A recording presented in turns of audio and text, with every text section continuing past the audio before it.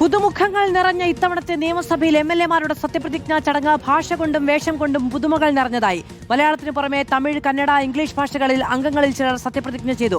ഭരണഘടന ഉയർത്തിപ്പിടിച്ച സന്ദീപ് വാര്യരും നെഹ്റു തൊപ്പിയണിഞ്ഞ VP സജീന്ദ്രനും സത്യപ്രതിജ്ഞ ചെയ്തു.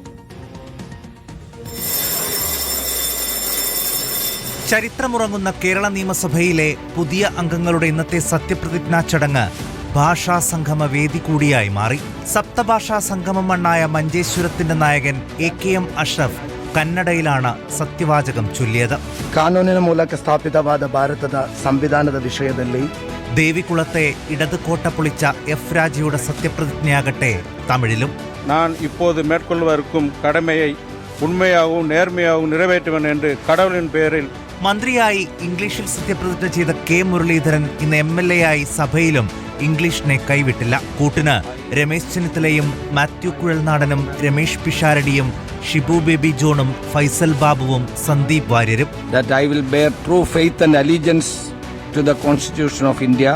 That I will uphold the sovereignty and integrity of India and that I will faithfully discharge the duty upon which I am about to enter. ഗാന്ധിത്തൊപ്പി ധരിച്ചെത്തിയ VP സജീന്ദ്രനും ഭരണഘടന ഉയർത്തിപ്പിടിച്ച Sandeep വാര്യരും വ്യത്യസ്തരായി. Do swear in the name of God that I will bear true faith and allegiance to the Constitution of India.